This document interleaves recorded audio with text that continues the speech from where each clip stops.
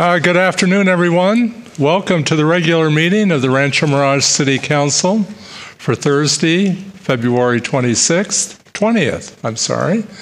Council will also sit as the Library Board, Housing Authority Board, and Redevelopment Successor Agency. So at this time, I'd like to ask you all to rise for the flag salute led by our City Manager, Randy Binder. Ready, begin. I pledge allegiance to the flag of the United States of America and to the republic for which it stands, one nation, under God, indivisible, with liberty and justice for all.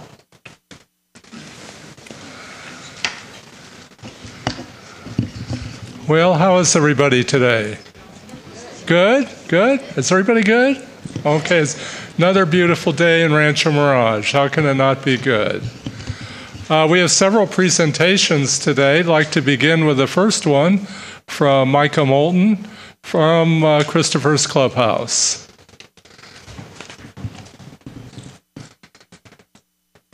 Good afternoon.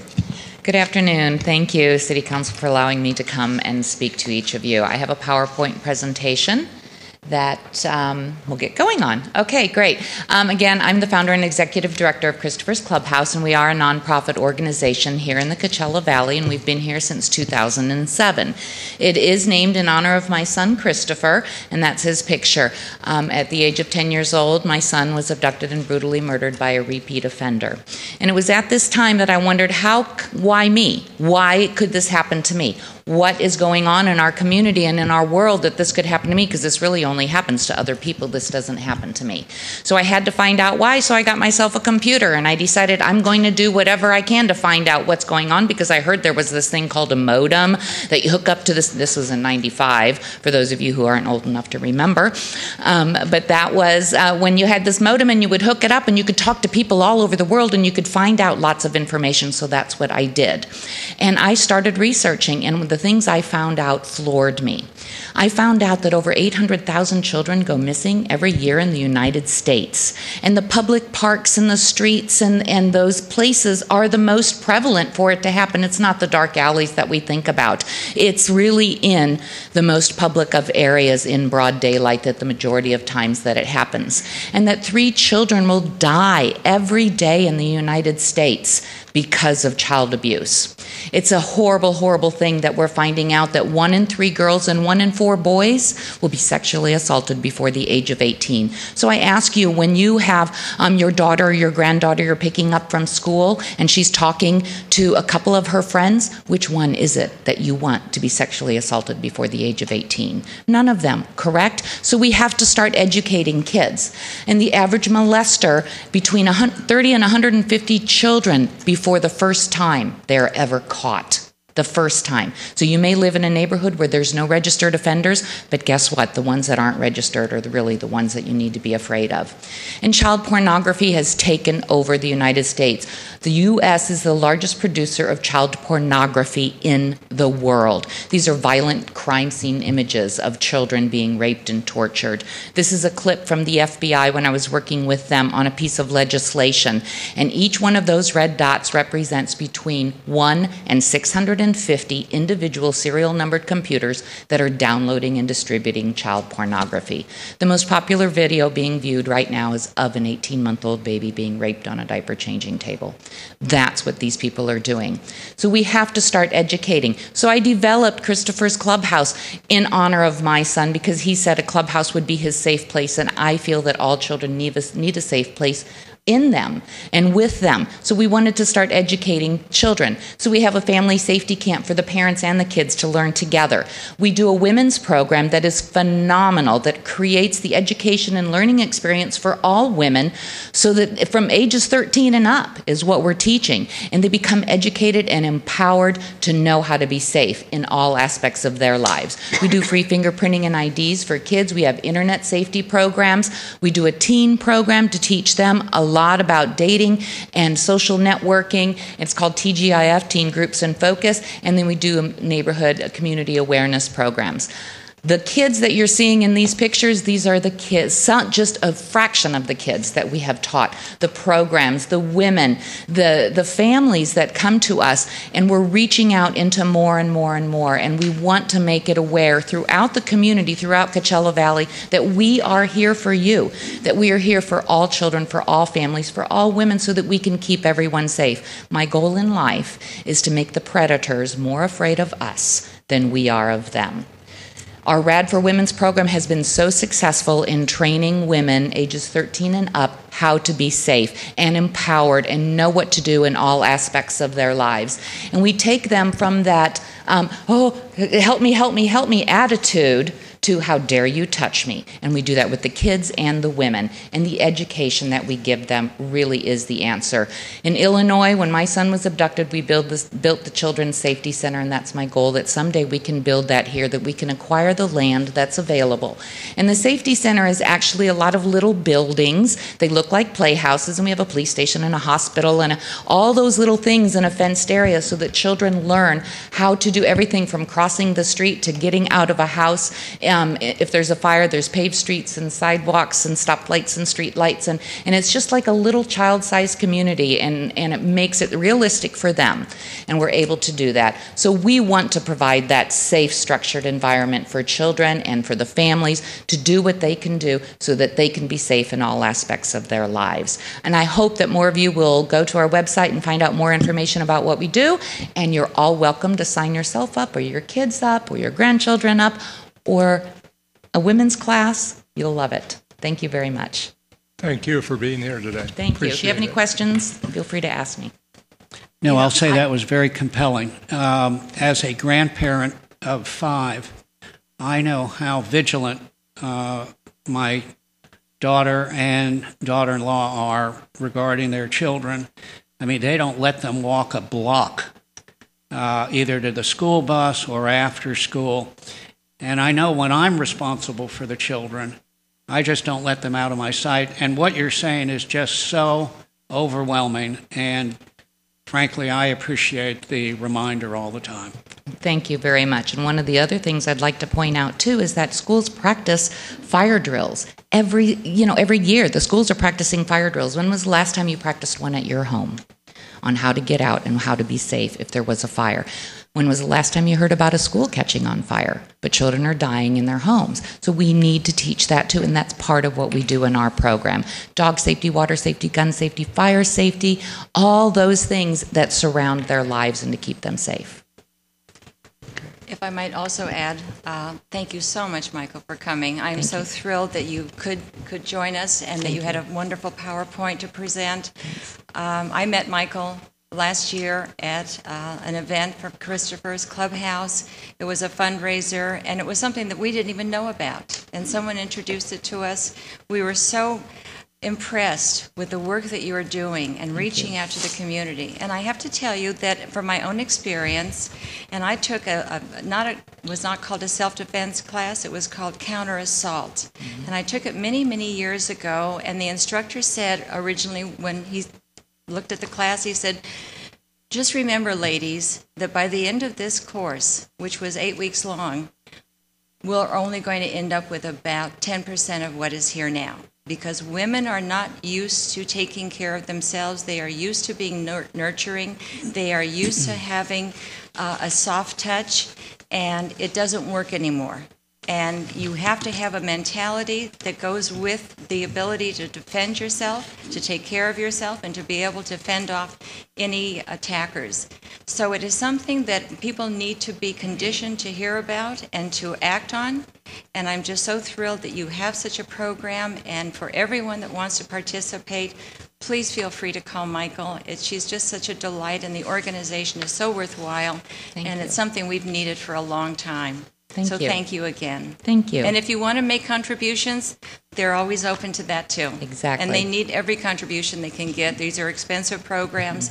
They bring in professionals, and any penny they can get is certainly appreciated. Exactly. And attend our gala. Yes, and can you give us a telephone number where you might be reached or your website? Exactly. The website is christophersclubhouse.org, and 760-989-2182. You can go to the website. There's phone numbers. There's information. There's a calendar on there of our classes, when things are. Contact me if you have your own group that you want to have.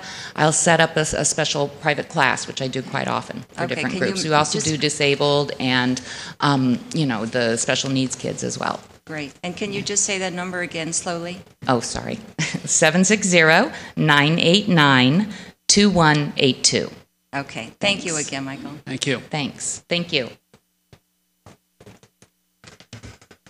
Okay, the next item is the roll call, since my clerk forgot to remind me to call roll. Cindy, would you like to call roll, please? Yes, we have to. Present.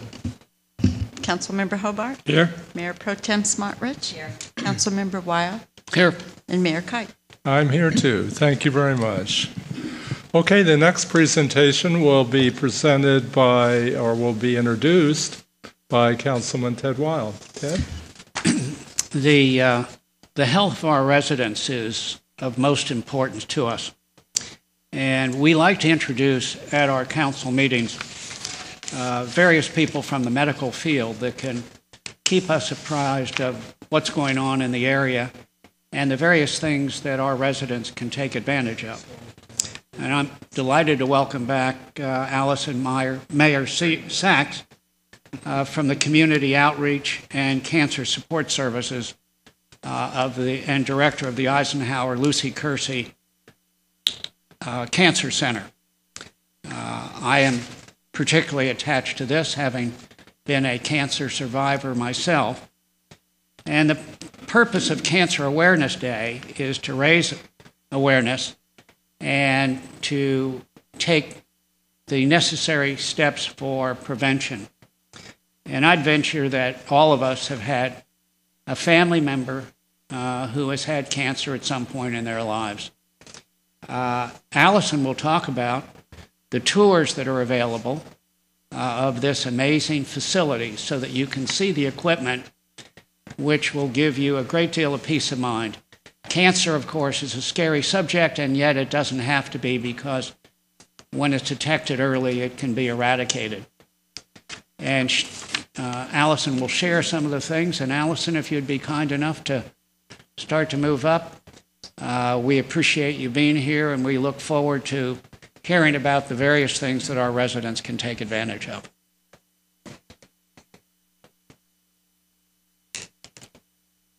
Thank you very much. You know, it's always really a privilege to be able to address you all, Mayor and Council, people and guests in the audience. Anytime we can talk about health and taking care of ourselves, I'm there, and I'm going to take advantage of the time. So I appreciate it. And as always, representing Eisenhower Medical Center and Lucy Kersey Cancer Center is an honor for me.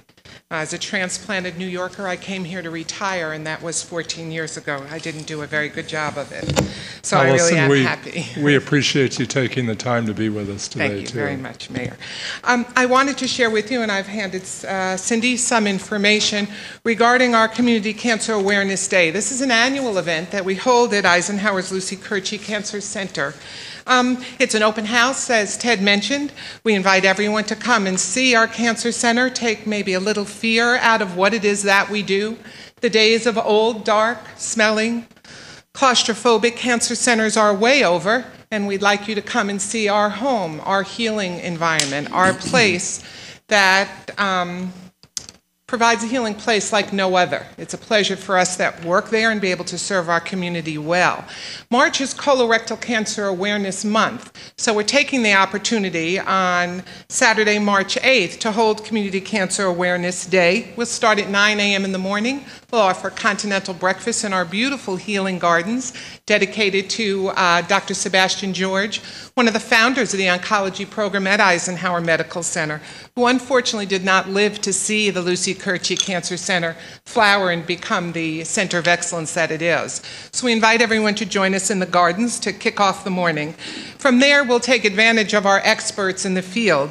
We have physicians who are gastroenterologists, board certified in colorectal surgery, radiation oncology, and medical oncology. These are the experts that help us we should start with actually help us prevent, diagnose, and then if need be, treat colorectal cancer. They're wonderful, and they're not going to be lecturing at you. They're going to be talking in an informal setting, providing information, education for a variety of different attendees, and then taking questions and answers from the audience. But because we really do consider it our home, that's why we feed you whenever you come. We're not only going to give you some education, but we'd like to entertain you as well. So after our physicians are done in the morning, we will start. Time is approximate, about 11 o'clock, and we are bringing in from Chicago, Brenda Elsager. Brenda's a well-known comedian. She's absolutely delightful and entertaining, and coincidentally, she's a colon cancer survivor. So I've attended Brenda's presentations. I've seen her in clubs. She's wonderful. She's fun to listen to. She's clean. Lots of good information to share. But then 2 minutes later, she'll have you really contemplating and thinking about, in the mix to your laughter, maybe a few tears, about her journey as a cancer survivor and as an ostomy, someone who wears an ostomy bag and has a productive and wonderful life. So we're combining the two. I did want to remind you, and I always take that minute to do a little education, that according to the American Cancer Society, when we exclude skin cancer, colorectal cancer is the third most cancer diagnosed in the United States. That's a little frightening considering it's probably the number one preventable cancer. In 2014, the estimate by the end of the year is that we'll have over 96,000 new cases of colon cancer diagnosed in this country and over 40,000 new cases of rectal cancer. The lifetime risk of developing colorectal cancer is about 1 in 20, that's 5%. And it's the third leading cause of deaths, cancer-related deaths in the United States, when we consider men and women separately. But when we combine statistics, men and women, it's the second leading cause of death. Isn't that a shame? A completely preventable cancer, the second leading cause of death in this country. There are a number of likely reasons we are seeing numbers going down, mostly for screening. We urge every one of you, if you are 50 or over or younger but have a family history of colon or rectal cancer, get screened. There are lots of different screenings. Colonoscopy is the gold standard. We'd like to see you do that, but we know that some people, for a variety of reasons, would prefer not. There are other ways to be screened. Please speak with your doctors. Please get screened. Please be one of those that's prevented instead of treated.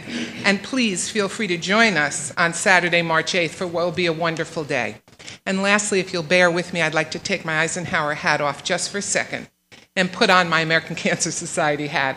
I do sit on the board of the California division of the American Cancer Society, something I'm very proud of. And I would like to remind all of you and have provided invitations that the American Cancer Society is holding its annual Desert Spirit fundraising on Sunday, March 30th. And it's very apropos because the American Cancer Society has funded over 40 Nobel laureates in cancer research, the number one being in the use of colorectal screening to prevent cancer. So how timely and appropriate. I hope I'll see you all there. It's a lovely evening. Regis Philbin is coming. Thank you for your time. I appreciate it very much. Thanks Any questions? again for coming. Thank you. Thank you, Allison. Thank you. Okay, our next presentation will be done by Mayor Pro Tem Ira Smotrich and our Library Director, David Bryant, honoring some of our longtime library volunteers. David? Thank you so much, Mr. Mayor. Yes, once again, we'd like to honor some of our volunteers. We have them all over the city, and today we're going to be honoring the volunteers from our library.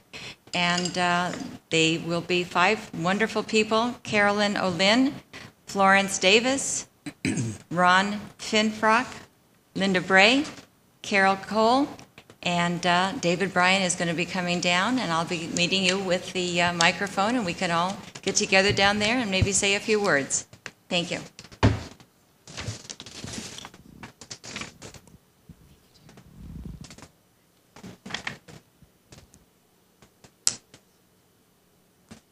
Well, hello, hello, and welcome. Okay, David, maybe if you can just stand at the end. Let's all lined up. Come on over. We're not going to bite, at least not today. Okay, well, these are our wonderful volunteers from our library, and it's always a pleasure to have our volunteers here. So why don't I, instead of talking, give the microphone to our first, Linda, who I know is so active. And actually, Linda had been the president of our Library Foundation for a couple of years, and she serves now on the Library Advisory Board and Commission. So why don't you tell us a little bit about why you decided to get involved with the library and your background? I didn't know we had to do all this. Well, I decided to get involved with the library. My husband and I went to the old library some years ago. And as it changed into the wonderful new library that it is, we just moved right along. And in those days, we checked out DVDs. And we had a boat on the weekends, and so we would check them out on Friday and go down and play them and come back on Monday and start all over again. So we didn't check out books as much as we used the services of the library. So it was just a natural when the new library opened to want to be part of it. And so we were invited through a letter to our homes if you're interested in volunteering. So I set up an appointment, and I've been at the Book Nook ever since. And if you haven't been to the Book Nook, it's a wonderful experience. We call it a place where we like to go, and I go on Wednesdays. We have wonderful people who come and visit, and they buy cheap books, and you just can't do better than that. So we hope we're going to see you there. And it was a wonderful experience to chair the foundation and get it started, and I'm so pleased that we were able to raise a lot of money and continuing to do so. So I'm very honored to be able to be here and to be recognized with these great people. Hello, I'm Flo Davis, and I am one of the snowbirds that come down during the winter. We're here for 5 months, and during that time, I volunteer at the library. I've been doing that for a little over 13 years now, and I enjoy every bit of it. I've done many things in the library. I have 35 years of library experience, so whatever they ask me to do, I'm more than willing to do. And right now, I'm doing a lot of the sorting of the donated books that come in and work with Linda on the Book Nook. And I agree with her. It's a wonderful place to come look for books and enjoy them. Whether you come to the Book Nook and purchase them, or whether you come to the library and check them out, it's one of the best libraries I have ever been in, and I'm very pleased to be a part of it. Thank you. Hi, my name is Carol Cole, and I am also a snowbird. I'm not here as long as Flo, or as many years as Flo, but the lady who does the DVDs every morning. I arrive at 8 o'clock, and I usually work till 12, and I do thousands of them every morning, and it's good exercise, and it's good stretching, and then I go and choose my books, and I go to all the programs, and I'm enamored with the library. Everybody that comes to visit us, I give them their brochure, and we attend all David's wonderful programs, and my husband loves it, and I've always volunteered doing something, and this is very special. I love it. My name is Ron Finfrock, and Helen Marcy convinced us to come over one Wednesday morning to work in the Book Nook. But I didn't care for the work there, so I just did shelving. And then I got so that nobody wanted to seem to do the children's books, so I'm the volunteer that comes every morning, Monday through Friday, from approximately 8 to 11 in the children's department. And I've been doing that since before they moved over, so I don't remember how many years. You know, a lot of years. Okay. Thank you. Well, Ron and Carol and Flo and Linda are so representative of our great volunteers. We have 58 officially registered adult volunteers and 23 kids who volunteer for us, mostly in the summer. And the number of hours for the year that will end, we have a funny kind of calendar year for our volunteers. It ends in April. We will have 8,600 hours contributed this year, and that's the highest we've ever had. And that's more than 4 full-time employees. And you see these wonderful people and all that they do for us. They make our library very special, and our bookstore is just extraordinary. All volunteer run and all books contributed by our great residents. So we thank everybody who contributes to our library, and our volunteers are just stupendous. 8,600 hours this year. Thank you. The bookstore has been running about a $50,000 net profit each year, and we're very pleased about that. That's about $1,000 a week in round numbers. And it's surprising that the summer is more active than people might think, and maybe that's because people come in to meet nice volunteers like you're meeting today and get great books and go home and hide in the air conditioning in the summer. I'm not sure. But at any rate, the bookstore is surging and our volunteer ranks are filling up, and we're just so proud of them, and they make our library special. Well, thank you, everyone, and thank you, David, and for all those people who have noticed. We have 2 models here who have wonderful shirts on that say City of Rancho Mirage Public Library Volunteer. And so if you come to volunteer, chances are you can get a shirt too, and something you can wear around town, and everyone will know what you do in your spare time.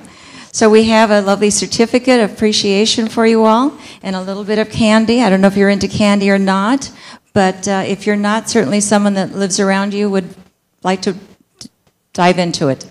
So take care. Thank you again for joining us. Thank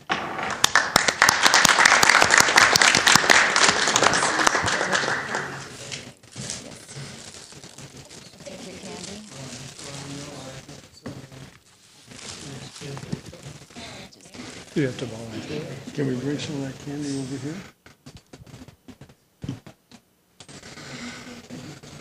Thank you all for being here today. The Rancho Mirage Public Library is recognized as one of the best in the state of California.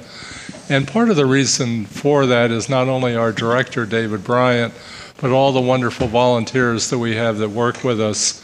And when you talk to people that are visiting or people that attend the library, one of the reasons they keep going back is that we have such great volunteers and they feel so much at home while they're in the library. So it's a great library. It's really the heart and soul of Rancho Mirage. And we continue to thank David for all the wonderful things he does. Thank you, David.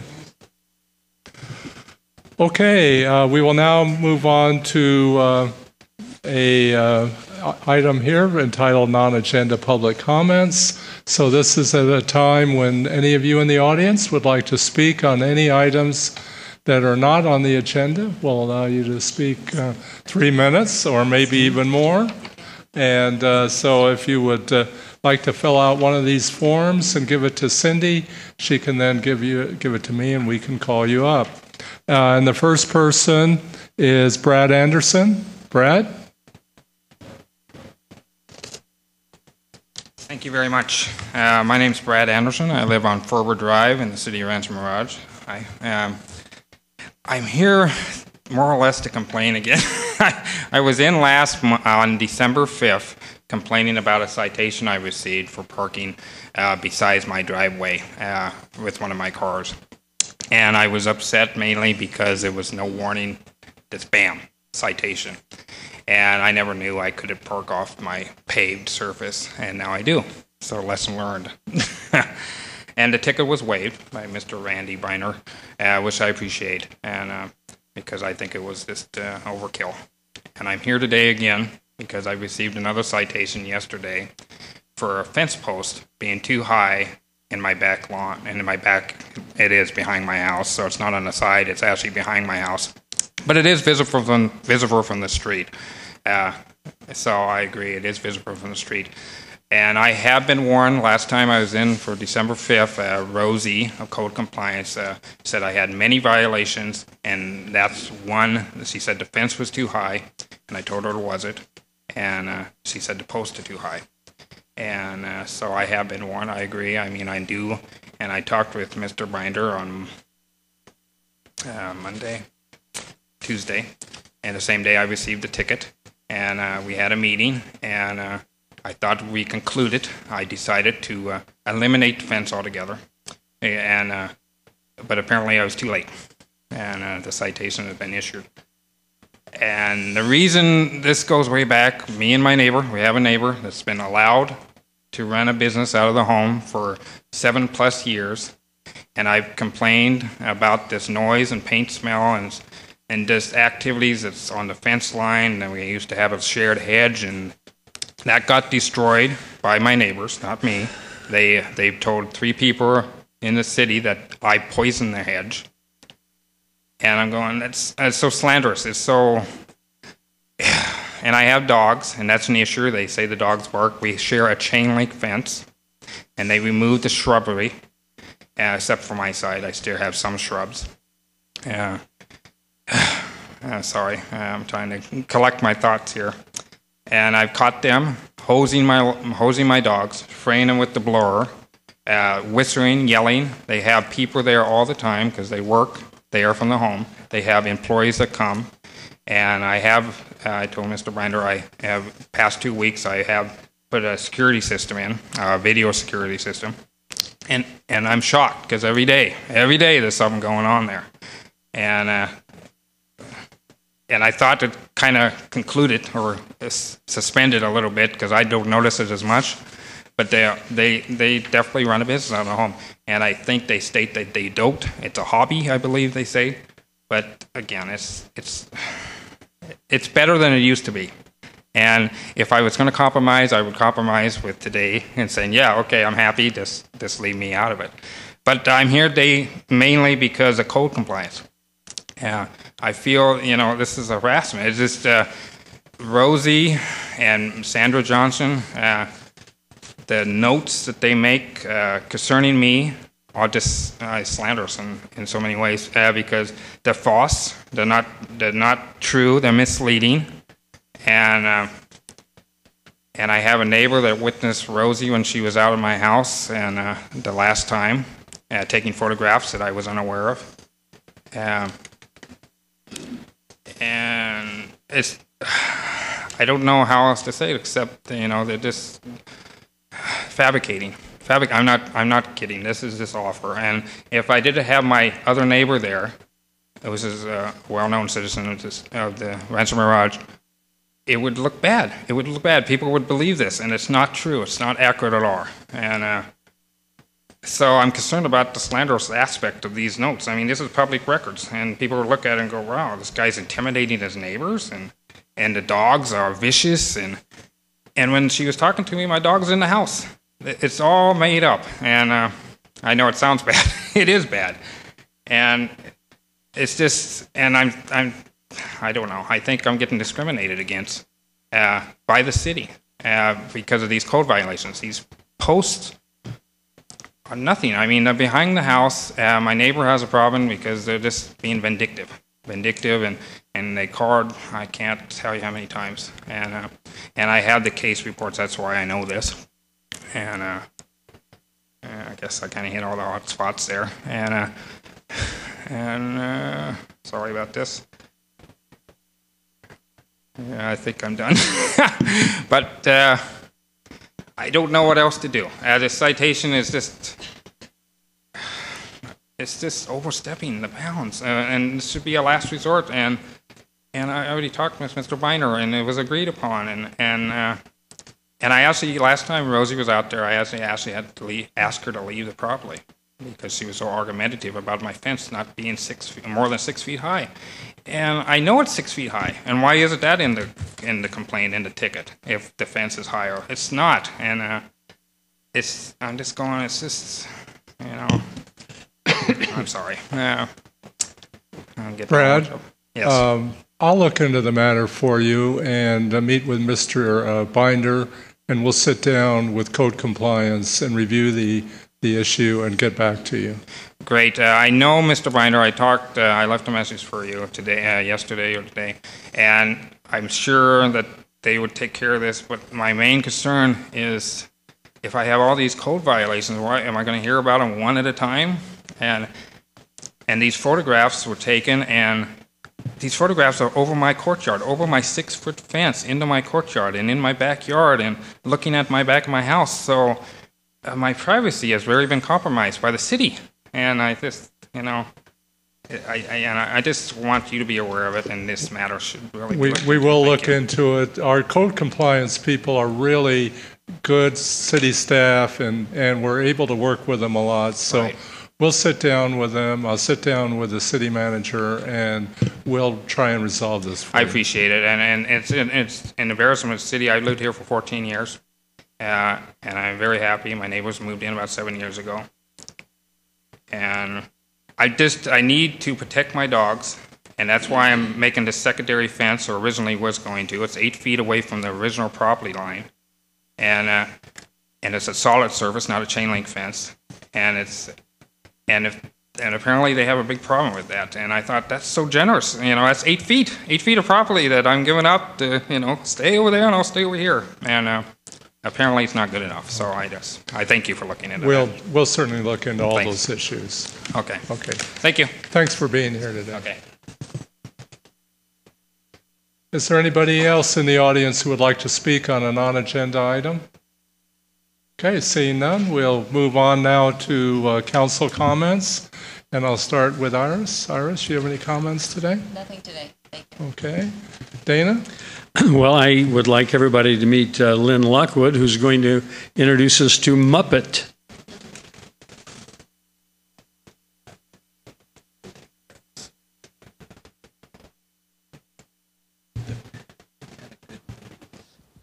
Come over here, and we get a little better, if you'll stand there, a little more light on Muppet. Lynn, would you introduce yourself? And I will hold Muppet and feed Muppet some of these dog cookies that we have. You may not adopt another dog, Dana. You're flagged. You have enough. Dana's one of our best adopters. I'm with Loving All Animals, as you can tell. Muppet today is our little fashionista. She is a street dog that got rescued. She's been in a foster home. All her vet work is done. She's a little 10-month terrier mix, very cute. And she's dressed up as a little fashionista to kick off Fashion Week. The same when you were done at Eisenhower on March 8th and you've done all the tour of the Lucy Curchi facility, come on over for cocktails at the BG Bird Garden to kick off Fashion Week. We will have dog fashions, dog fashion show, an opportunity if you have never been there to see the BG Bird Gardens. We will have a few adoptable dogs because we can't resist. And she is up for adoption. She's only 10 months old. So she's a real cutie and typical of the street dogs. Just we have no clue why somebody would get rid of her. But she's adorable. Thank you, Lynn. And I would like to remind everybody that in Rancho Mirage, we will pay up to $100 of the cost of any dog adoption, reimburse any resident of the city who does adopt a dog. And I can just tell you, they don't get any cuter than Muppet. Good, clean, strong, white teeth. And might as well let her have this last cookie. Thank you very much. Is there a phone number that we can remember? Always Loving All Animals reception desk is 760-834-7000. We are there Monday through Friday, 9 to 5, and happy to receive your calls. And thank you for your support over the years. Thank you, Lynn. Good luck. See you, kid. Thank you, Lynn. Thank you for having us. Scott, do you have any comments today? Yeah, thank you, Mayor. A couple of things. First of all, congratulations to the Sunnyland staff on an amazing presidential visit. Once again, just done with the utmost of excellence, and from everything we've heard and read, it sounds like the visit was really great. Special thanks to our law enforcement folks who were out there making sure that our streets were blocked off and the motorcade was there. The communication was really excellent this time around on route closures. So kudos to our Sheriff's Department folks. And and to the city staff that was involved. I know Bruce, Harry, your folks were out there with barriers and such. A great job on that. So anyway, overall, wonderful job with the Sunnylands visit. It just makes us so proud to have that facility here and to see our president come and do good things and try to make peace in the world. So that is something I'm very proud of and happy that occurred. And great job on the tarmac there, Mayor. Twice in 1 year, you've shake the hand. Twice in 1 year, and the president still looks the same. He certainly had a great time while he was in the desert here at Rancho Mirage, and I would suspect he'll be back in the future, and hopefully we'll see more of the meetings held at Sunnylands as they bring leaders together from around the world to try and resolve some of the global problems. So as Councilman Hines said, the staff at Sunnylands just did a great job. Great. Okay. Thanks. Ted. Yeah, I would like to echo the same praises for our Public Works Department, who basically set up the planning for the road closures and were able to prepare for the arrival of the president. We had a little advantage this time because we had a visit in June, which helped anticipate a lot of the traffic and the obstacles that were faced. As you can appreciate, security is extra tight, so we're not always provided with the information in advance. And so, indeed, Bruce and your staff to be complimented for the job that you did. I also want to thank two people that are here, Battalion Chief Bill Hudley. Bill, thank you for all your work. And Lieutenant John Shields. I'll ask John if you'd mind coming up and impart a little bit about what was involved during the course of the weekend.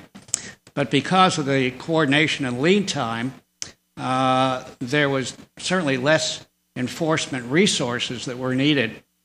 And the work coordinating with the Secret Service was amazing.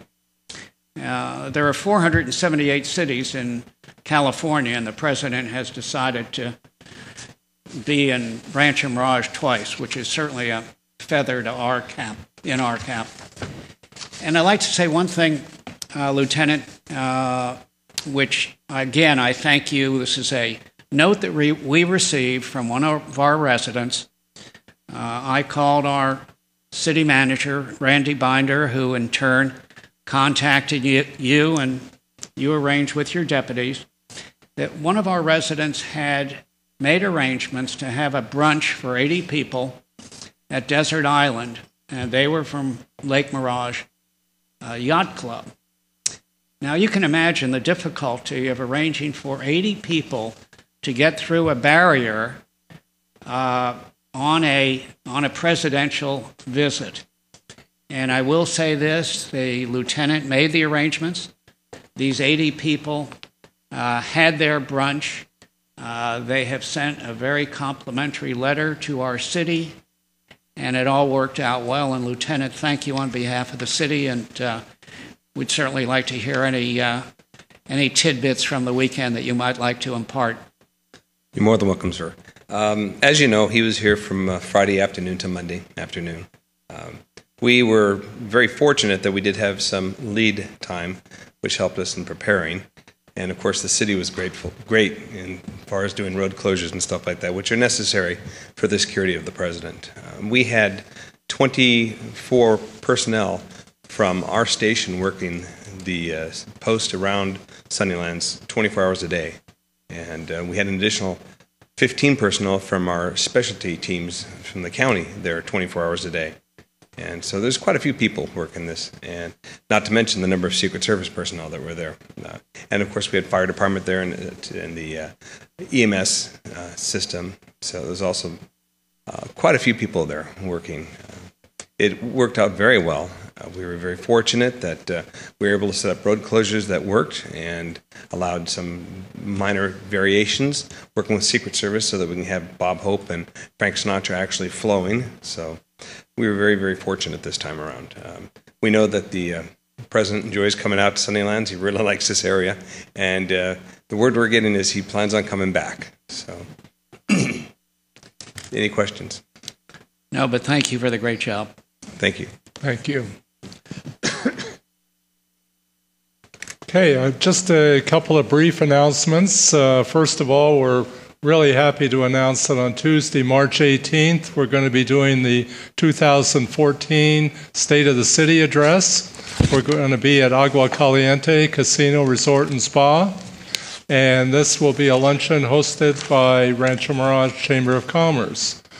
We're going to have some great speakers there. We're putting together really an exciting program, so we invite you all to come.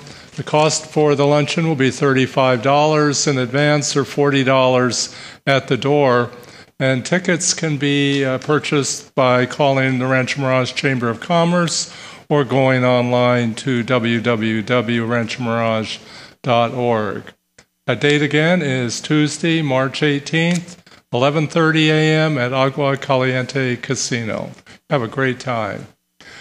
And finally, I'd like to announce an important meeting coming up, which we've just scheduled. And this will be next Friday, February 28th at 1 p.m. here in the City Council chambers. And we're going to have a special meeting to discuss the current status of the Ritz-Carlton Hotel. That meeting again will be next Friday, February 28th, here at 1 p.m. here in the Council chambers. If you're interested in what's going on with the Ritz-Carlton Hotel and their plans for the future, I invite you to attend here. So getting on with the agenda for today's meeting, I'll now call for an approval of the minutes from February 6th. Second. There's a motion and a second. Please vote.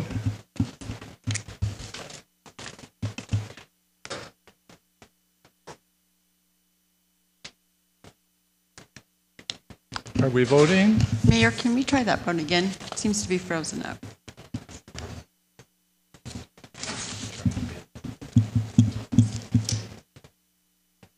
Okay. Should we call Still roll? frozen. Yes, please. Okay. Councilmember Hines? Yes. Councilmember Weil? Yes. Mayor Kite? Yes. Councilmember Hobart? Yes. Mayor Pro Tem Smotrich? Okay, the motion carries 5-0. We'll now move on to the consent calendar. And the consent calendar contains various items that are routine in nature and usually can be approved by one blanket motion. Are there any items that anybody has an interest in on the consent calendar that you'd like to have pulled? If you would let us know. Any council members want any item pulled? Okay. Then I'll turn it over to Randy Binder, the city manager, who will discuss the items on the consent calendar. Randy? Thank you, Mr. Mayor, members of the City Council. The first item on consent is the waiver of full reading of all the ordinances that are introduced or adopted pursuant to the consent calendar. Item number 2 on your consent calendar is second reading of the city's purchasing policy. You'll remember at your last meeting we had a discussion about that. Item number 3 on your consent calendar is a summary vacation of an equestrian trail easement. Sarah, can you show that photograph? There is a dead-end portion of a trail easement in the Clancy Lane area where the property owners on either side have asked the city to vacate it, and so this would allow for vacation of that dead-end segment while still maintaining the rest of the equestrian trail system in the Clancy Lane area.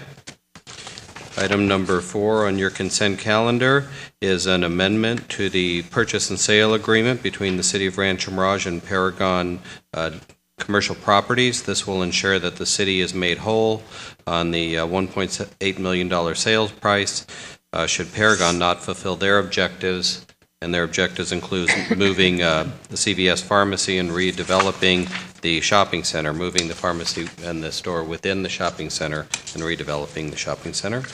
And then item number 5 on your consent calendar are demands. and we are here to answer any questions, Mr. Mayor. Okay, thank you. Any questions on any of the items? Iris, did you have a comment? No, I don't have a question, but I did want to make a comment that I think we are all delighted with the work that Council Member Ted Weil has been doing, working with the shopping center and the progress he has made, and we're all very thankful that it's moving forward in the fashion it is, and thank you again. Okay, thank you for the comments. Thank you for the kind comment. I will say that one of the principals of Paragon is here today, Erwin Busey, and we're very pleased with the progress that's being made. Thank you. Okay. Is there anybody in the audience who would like to speak on any of the consent items? If not, can I have a motion, please? Move approval of the consent agenda. Second. Please vote.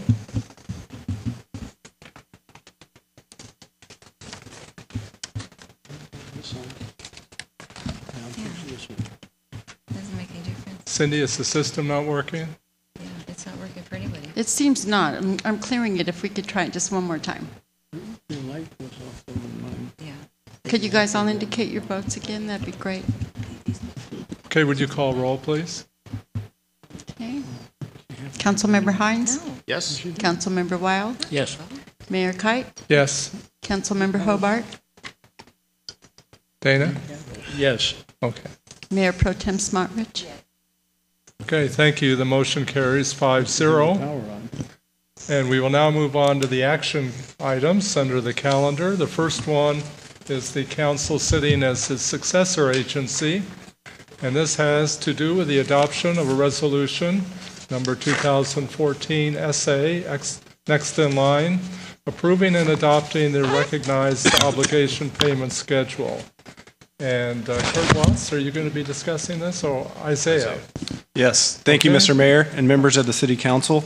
With the dissolution of the redevelopment agencies, each successor agency is required to prepare a recognized obligation payment schedule, which is commonly referred to as a ROPS, for approval by its local oversight board every 6 months. The attached ROPS 1415A will cover the period of July 1st, 2014 through December 31st, 2014, and it is scheduled to be considered by the Oversight Board at its regularly scheduled February 25th meeting. If approved today, we will continue that on to the Oversight Board.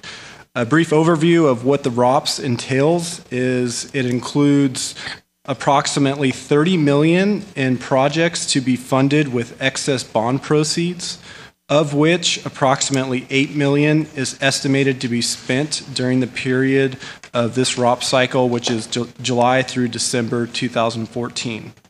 In addition to the previously approved ROPS projects, this ROPS includes 6 new projects that are going to be funded with bond proceeds. Those 6 new projects include a Rancho Mirage Public Library expansion and rehabilitation project, the Rancho Las Palmas Country Club emergency access gate onto Clancy Lane, and 4 projects that relate to our housing authority. And with that, I am available for questions. Thank you, Isaiah. Are there any questions from council? Bruce, did you have a comment? Yeah, could I just make, on the project for the Rancho Las Palmas Country Club Emergency Gate, I just want to let the council know that that is a reimbursement for 50% of the construction cost for that gate. I discussed this with the association, the board, and they agreed to pay 50% of the cost, and they would be seeking a reimbursement when the money's become available for the other 50% with receipts and everything, contracts that they can show that they paid that money. Okay. And what does that amount to? It would be about $30,000 our share. It's estimate. It's probably going to be a little less than that, but at the time we were looking at about a $60,000 project. Our share would be 30 of that. Okay. Thank you. Yes, Scott. Mayor, I had a quick question. Kurt and Isaiah, we've been through this a couple of times through the successor agency, and if my understanding is correct, we put together the plan, we send it to the successor agency, they likely approve it, then it goes through a review in Sacramento by the finance, the Department of Finance. So now that we've been through this a couple of times and we've gotten it kicked back, with some items that have not been approved, et cetera, do you feel confident that all of the items on here will pass scrutiny in Sacramento once it goes there? I do. What we saw was a major hurdle on the last ROP cycle. That was the first time that we added approximately $30 million in projects to be funded with excess bond proceeds. And so those have already been through the review of the Department of Finance. And when it comes to the projects that are funded with these excess bond proceeds, the review actually by the Department of Finance is somewhat limited due to the way that the law is put together. They recognize that this money was issued for a specific purpose, and you need to fulfill that purpose with this money. And that includes administrative costs, which was one of the things that we've always kind of felt our way through, right? Yes, the way the law is written is each successor agency is allowed a minimum of $250,000 a year for administrative fees. However, if the amount of RPTTF that you request, if you times that amount by 3% and it equals more than $250,000, then you can claim that amount. So basically, the more active your redevelopment agency was, the more obligations it had. They recognized that it required more staff time to satisfy those obligations. So I see $250,000 is our ROPS reimbursement for administrative costs. So that would mean we're kind of at the low end because we did not meet that threshold. Yeah, and the way that DOF requested that we treat this item, since $250 is the minimum, they ask you in the first period. So since this is 1415A. Request the full $250 since you're guaranteed that amount, and then after we complete ROPS 1415B, apply the 3% rule, and if there's additional money that we can request, we will do that via the second ROPS. And what is the calendar breakdown of A and B? It's first 6 months of our fiscal year and the second 6 months of our fiscal year. Okay, so now we're looking at the fall. Yes, so 1415A, which is what you're seeing today, is Q3, July through December. Q4 of 2014. Yes. Thank you. Okay. Any other questions?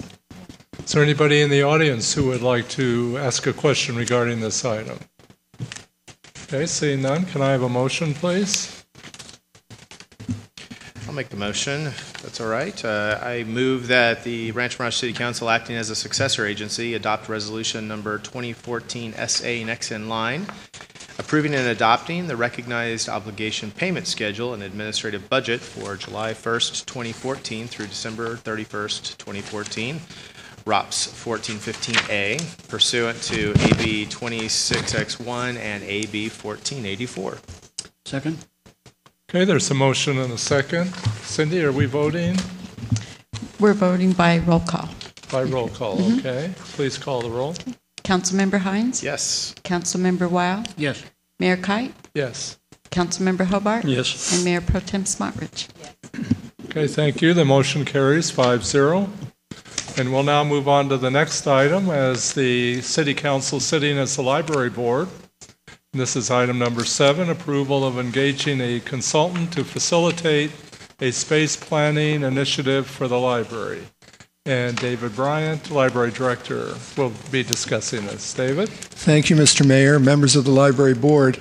Our library is actually 11 years old in terms of design. We opened our doors in January of 2006 to the public, but the design phase was really in place in 2003. Therefore, we're looking at a library that our Library Advisory Commission, our staff, and I hope all of you will agree might need a little bit of freshening. And that's not a knock on the existing library or its initial design. It's just saying that its use right now is somewhat different than we probably thought 11 years ago. And that use includes a great burst of activity on electronic books, which you've all been reading about, certainly in the media. It's no longer news, really. It's just standard operating practice that many Americans read off a Kindle or a tablet. And we've certainly been responsive to that. What that will mean long-term is that we'll have less need for physical shelving for our collection. Our collection will become increasingly digital. And as that happens, we think of it as a liberation of some of the space that the shelving has taken up. We will have the same number of volumes, but many will be electronic. Therefore, we see a need for more comfortable seating areas. We've had events recently in our library community room, which seats 368, and with fire marshal regulations can go to 410. We've been really right at that 410 mark and even pushing more toward 415-ish, and that's not a good situation. We're looking at perhaps putting in closed-circuit cameras, et cetera. What this led to was a discussion by staff and certainly by the Library Advisory Commission for the last year or so to take a good hard look at this and recommend to the library board that we engage a space planner. We did this with an RFQ that went out nationally, and we had 2 responses that came back within the deadline of January 15th, 2014. Responses came from MSR, which is the architectural firm that actually designed the existing Rancho Mirage Public Library. And then we had Bauer, Richard plus Bauer, an interesting name with a plus sign, Incorporated in Phoenix. Both firms with a lot of experience in space planning, both firms with a lot of library experience under their belt, both made impressive applications to us. The Library Advisory Commission looked at these applications and also looked at the proposed fee for each, and MSR was the firm that our Library Advisory Commission recommended, and I certainly endorsed that. They are familiar with the building. Jeff Scherer is a principal there. He's the architect who designed our building. We think there's a nice continuity in this, and Jeff and I have had some conversations over the years since the library has opened. He's even made a visit on our 5th anniversary, basically glowing about the initial design, but also we discussed some changes that might come through the evolution of how people read, how people use the library. So we come before you today with a request that you approve a $25,000 expenditure, which we have budgeted for, to engage MSR of Minneapolis, Minnesota, to be our space planning consultants. I'd be happy to take any questions. Okay, thank you, David. With the significant increase that we've had in use in our library, what do you think accounts for this increased demand when you look at other libraries that are really getting hurt by the internet, people doing more reading on their own, not going to libraries? What accounts for the ongoing growth that our library is seeing? Well, I think when our City Council Library Board took a look at the need for an expanded library from the original library, that is to build a new library back in the early 2000s, you really you thought it through carefully, and you realized that it would be a cultural center. I don't know that that's in documentation or in any of your meetings, but that's really what you've constructed. And I think our programming schedule and I think our heavy attendance from anything from concerts to films, we're something pretty special. One of our volunteers, Carol, had mentioned shelving those DVDs. We are about to have the largest documentary film collection of any public library in the United States. And that's a real feather in our cap and to your planning cap, because you saw, I think you really deserve credit for seeing the future and building something that was way beyond the standard what the typical American, if awakened in the night, would say of a library: books. Well, we're books, and we're about reading, but we're a lot more than that. We've also just finished a very successful Writers' Festival, too, conducted by the library. So there's constant growth out there, and certainly the residents of our area are demanding more and more services all the time. All the time, and thank you for mentioning that, Mr. Mayor. And the other thing that we have really, it's not written over our doorway when you come in, but lifelong learning is why we're there. And when people come to the library, they've chosen to learn on their own terms, on their own time, and we are certainly facilitating that. And we're also trying to be as relevant as we can. We want relevance. We want this library to be progressive, and 10 years from now, well, I'll probably still be coming before you for something. And the message then will be this similar. We want to stay relevant. You built something spectacular. We want it to remain relevant and useful to our citizens. So looking at the request, how far out do you think we're planning for here? Is it 10 years? I would say 10 years would be a realistic picture. I didn't go through the staff report in detail. Some of the things we'd like to do is to acknowledge our many residents who have given us their own libraries with special collections, special subject matter that is, again, unusual in a public library to have this almost academic room that we'd like to create that honors all of those collections. And we'd also like to put the Gerald Ford bust as a centerpiece in that room, simply because the Fords led the charge for this library. They were on honorary chairs of the effort, fundraising, et cetera, back in the early 2000s. And even more important than that is that the Fords gave, Betty and Gerald Ford's children gave us their personal library. And that's really something unusual, I think, in America for a couple, a former president and his spouse, to so love the community that they chose for retirement and to so love the library that they contributed to, that their kids caught on and gave us their personal library. We're very proud of that. So that'll be a centerpiece in that room. Thank you, David. Any questions or comments from council? No, the only comment I'll make is when people talk about Rancho Mirage, we talk about heralding the various assets that we have, whether it be Eisenhower Medical Center or Sunnylands. But now the library is mentioned in the same mode as one of the attractions of our city. And I can't think of a better use of our funds than to hire this consultant for a future expansion. Scott, did you have a comment? Yeah, I have a couple of questions. First of all, I'm very supportive of this, David. I think it's great. Thank you.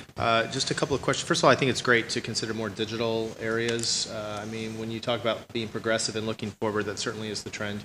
So I think more digital content areas is super smart. Also love that you're having the Children's Discovery Room. I think that's cool and great, and makes it relevant, multi-generational, so that's excellent as well.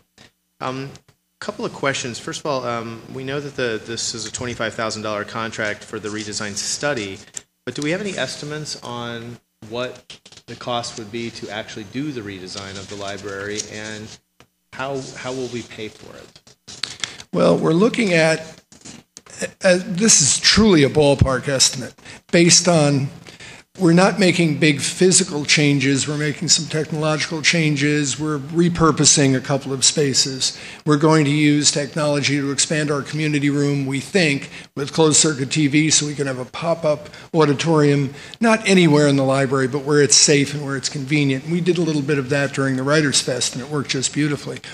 Right.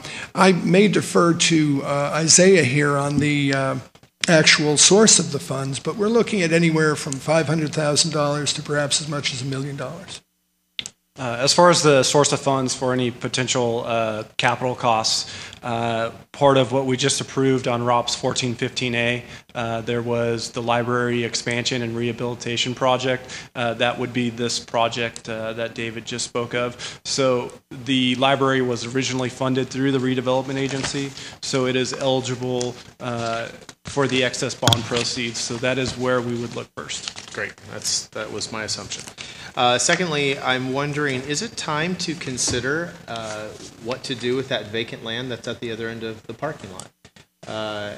Even from a general standpoint, could we integrate that into this contract and just have some brainstorming, recognizing that the main purpose is the repurposing and maybe moving some things around inside the existing structure, but is now maybe the time to begin doing some strategic planning and thought on what to do with that additional land that we have there? We didn't include that in our proposal.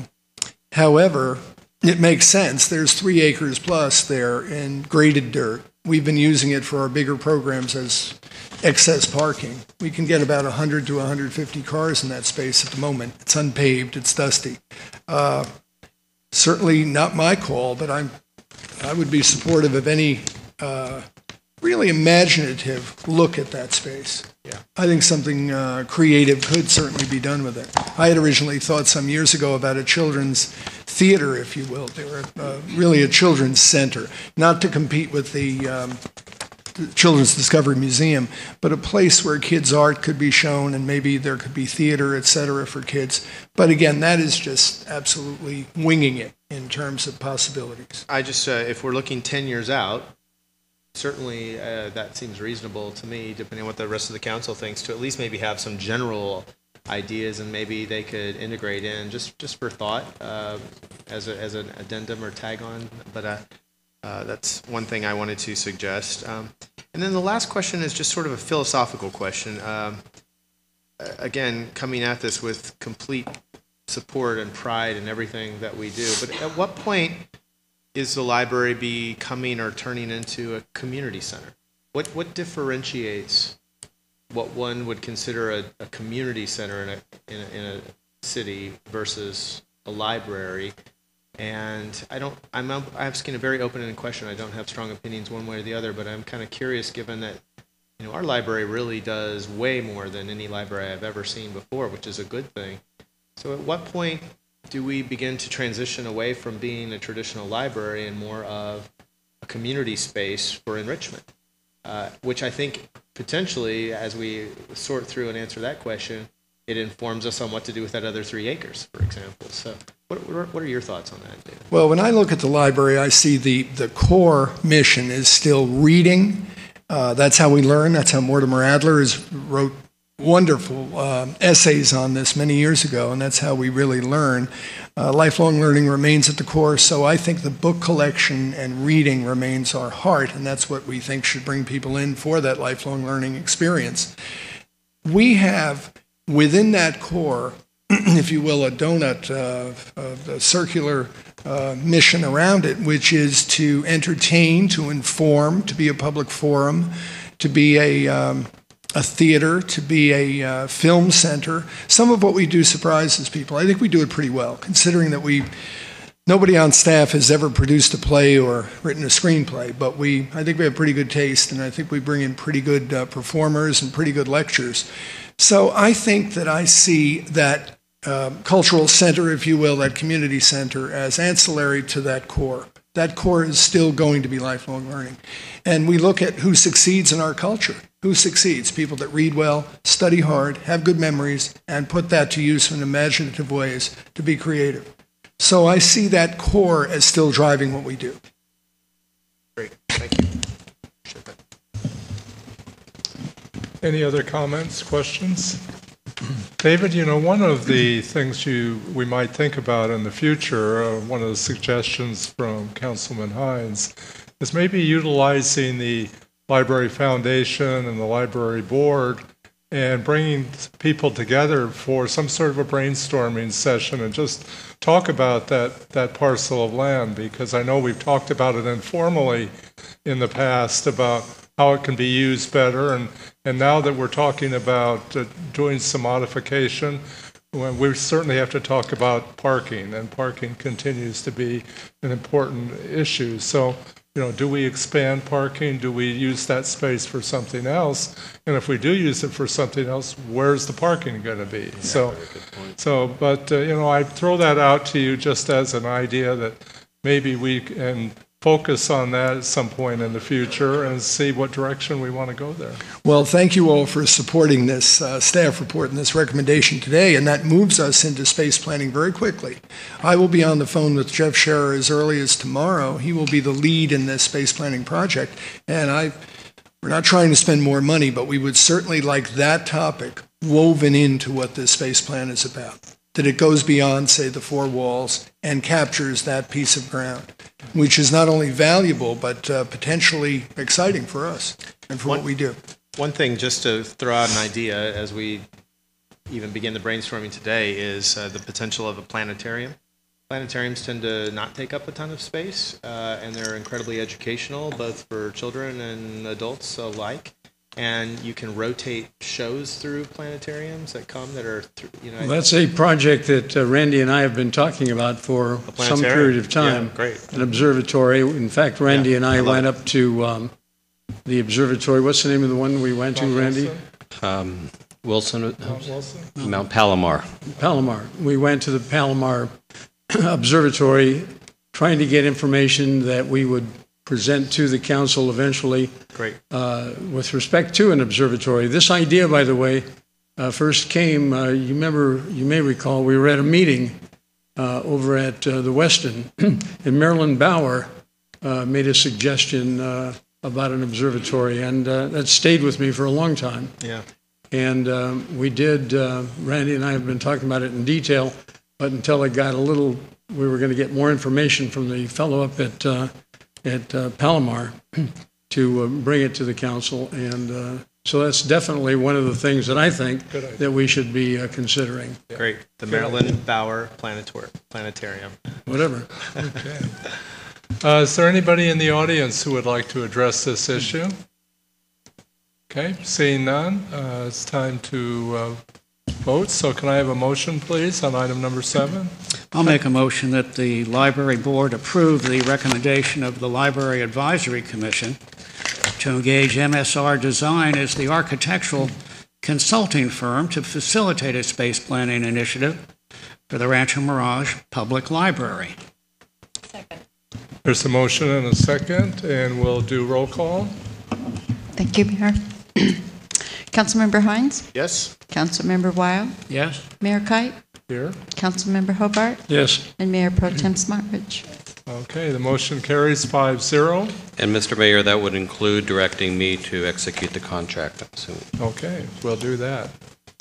At this time, before we recess into a closed session, I'll have our city attorney discuss those items which will be brought up at the meeting. Steve? Thank you, Mr. Mayor. City Council at this point is going to recess into closed session pursuant to Government Code Section 54956.9 regarding one potential case. The Council will also confer with the real property negotiator pursuant to Government Code Section 54956.8 regarding property located at 42520 Bob Hope Drive. Finally, the City Council will confer with me pursuant to Government Code Section 54956.9 regarding the case known as City of Rancho Mirage versus All Valley Desert Cooperative. Thank you, Steve, and we'll recess with that. Thank you all.